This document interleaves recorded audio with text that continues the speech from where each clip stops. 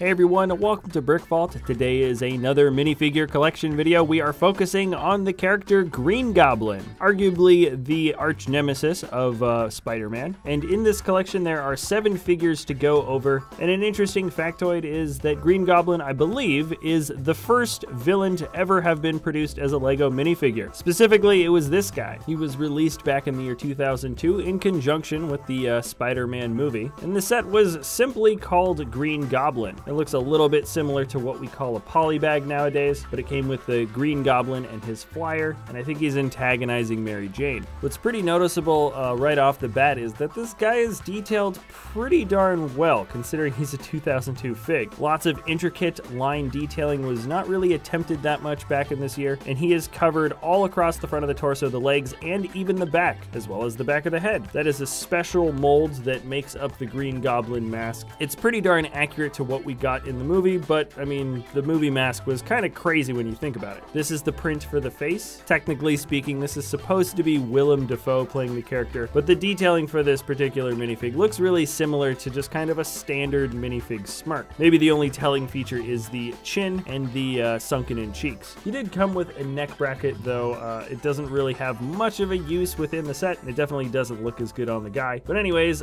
he is crazy exclusive, and that makes the cheapest version of him brand new coming out to $30. Now the next year we get another Green Goblin, and he is essentially the same kind of fig. The printing on the body is the same. It looks a bit darker this time around, and the only real noticeable difference is that we now have some gold printing and some eyebrows on the mask. This Green Goblin came out in the Final Showdown set as well as the Origins set, both of which were a little bit more expensive and harder to get your hands on than the original one, which ultimately make this guy a more expensive collectible fig. Even though he was distributed in 2 different sets instead of 1, he is $40 minimum, and that makes both of these very early Green Goblin villains the most expensive from the collection. This same year there was actually one more minifig. He's not Green Goblin, well he is, he's Norman Osborn. He too was released in the Origins set like I mentioned earlier, and part of the function of this set was kind of like how we have the Darth Vader transformation set. So we've got Norman Osborn on one side, this guy, the shirtless Norman Osborn, and then you spin it around and then you've got the Green Goblin minifigure on the other. Now, an all yellow torso piece for a minifigure isn't particularly common, especially these days, but technically speaking, no parts on this minifig are exclusive, which means he can be pieced together relatively easily, and he sells for roughly $4 or $5 on BrickLink right now. Now, as we move up to see the next release of Green Goblin, it actually didn't happen until over 10 years later, and that was with the Green Goblin Big Fig. This is what he looks like within the Ultimate Spider-Man TV show, and he kind of feels like closer to Hulk than he does to sort of the traditional Green Goblin that we're used to seeing, but this is what he looked like within the cartoon. Altogether, it's a relatively nice mold that we get for the guy. I feel like a little bit of extra detailing was added for this Big Fig than sort of what we get with more contemporary Big Figs that are being released this year and last year. He was released in the set Spider Helicopter Rescue, and that was actually a relatively common small set, and the Green Goblin can be found at around $7.50 right now on BrickLink.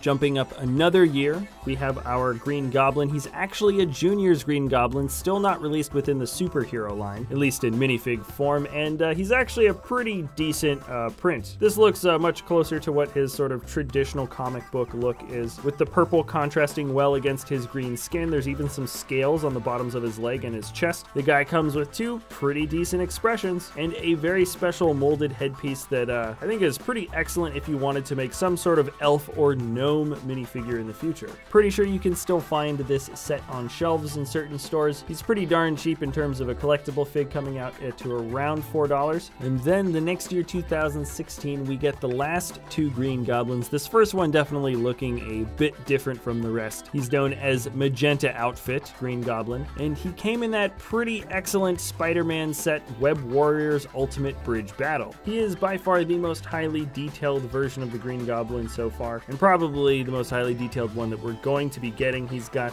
dual molded legs with great printing that matches up on the side torso. Instead of having the shoulder strap printed onto the body, they actually just gave him the shoulder strap accessory, and they even printed scales on the side of his arms. They also gave him this special bomb piece that has been molded in a super realistic flame style. So realistic that they actually didn't want to make it modular, so you could probably put it onto other minifigs' heads. His expressions look a little bit more evil and kind of intense. I think they look a lot better. This was a super popular set. Lots of people have this minifig now, even though he is exclusive to a rather large set. Probably his price will go up when this thing gets retired, but he is pretty similar to a lot of the other Goblins we've been seeing so far, coming out to around $4 or $5. This same year also saw the rise of the Mighty Micros sets, and with that we got a Green Goblin fig that almost looks like he is mimicking the same detailings of Green Goblin from 2015 in terms of the color combination. He's got the nice, simple jack-o'-lantern detailing for the belt buckle in the front, one pretty over-the-top sort of evil grin because he's always got to have some kind of goofy face as a microfig,